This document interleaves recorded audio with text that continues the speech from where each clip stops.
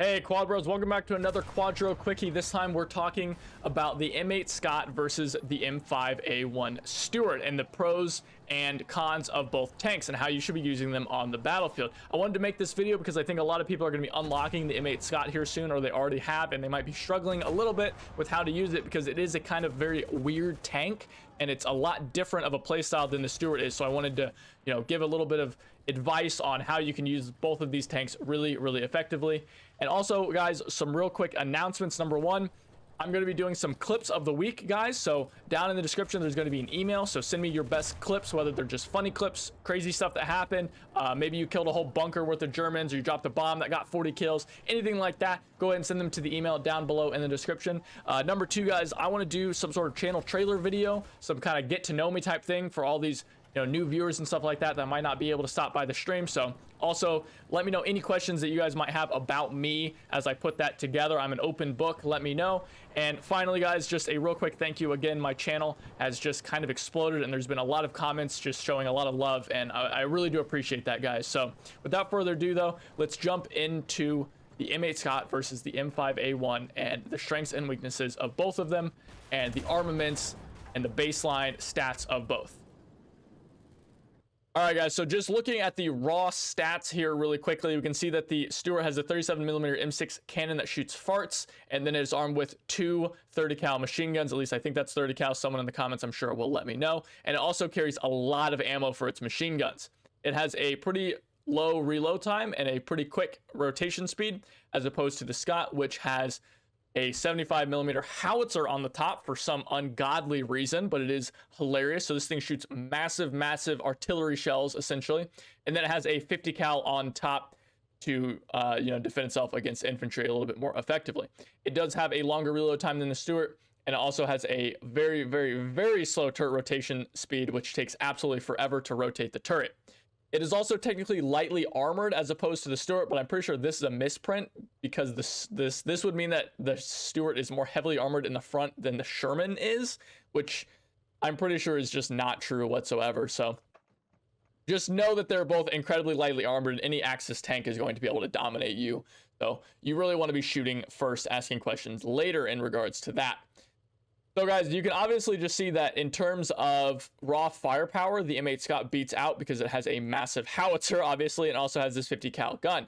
But the biggest downside of the Scott is that it does have an open top tank right here. You can see that, your gunner sits right here, your loader sits right here, and then your commander sits on this and doesn't have any way to get down.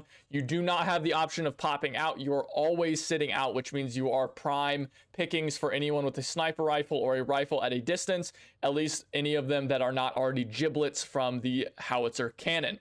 So let's go in game and let's talk about how to use these tanks in the most effective way and what each of their battlefield roles are. So guys, as many of you have probably realized, the Stuart is first and foremost an infantry support vehicle. Its goal is to be with its infantry, killing enemy infantry, suppressing enemy infantry, and fighting off any lightly armored vehicles a la Pumas that it can find. Any heavier armor that the Axis throw at it, and it is going to crumble like tissue paper. It is completely worthless against Panzer IIIs, and God forbid you run into a Panzer IV, you are just toast essentially in a Stuart. But against infantry and for supporting your infantry, the Stuart actually does pretty well, and it can hold its own in close quarters because of its double machine guns and its fast turret rotation. It's able to quickly rotate and kill any infantry around it.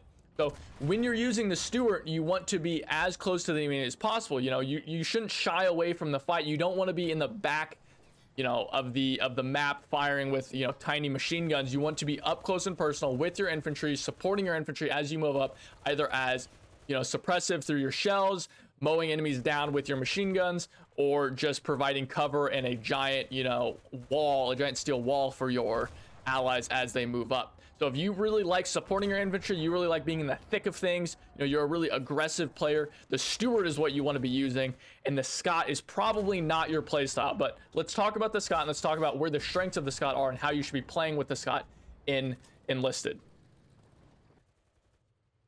So guys, the Scott boasts very high firepower. It has the 50 cal and the 75mm, but its downside is that open top makes it very vulnerable to enemy infantry. And what that means is you need to keep your 50 cal gunners alive. And the best way to do this is to stay at range.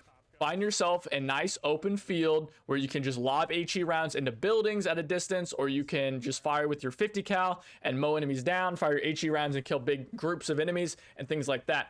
Do not go into close quarters urban areas, because your gunners are going to get picked off by SMGs, and then you're going to be left without any kind of defensive capabilities other than your HE rounds, which are not that effective at killing, a bunch of enemies rushing your tank.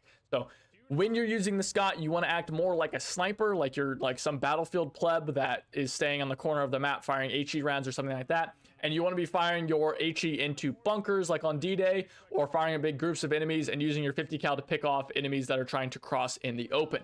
So if that is your kind of play style, the more kind of open field, long range kind of play style, this is definitely the tank for you. So to boil it down, guys, the Stuart is an aggressive tank. It wants to be up close and personal with the enemies. It wants to be supporting its infantry as best it can, while the Scott wants to be in the back and supporting its infantry through just lobbing giant HE rounds and killing enemies with them and firing with its 50 cal. But it is, much more vulnerable to enemy vehicles. It can be killed a lot easier, in my opinion, because of that slow turret rotation.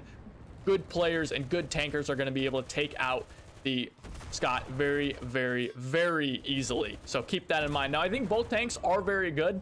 I don't really think that either of them are better than the other one. While recording this video, I had a great game in the Stuart, and I've had great games in the Scott in the past. I think that both of them are just really, really fun in their own ways. So it's up to you guys to decide how you want to play and how you want to use them. And that's it for me, guys. Please remember to subscribe, like the video, comment down below any questions you guys have for me, and also remember to send in those top clips to that email that is in the description, guys. I'd love to see your guys' sick clips or hilarious things that are going on. I always love to see stuff like that, and I'll see you guys next time.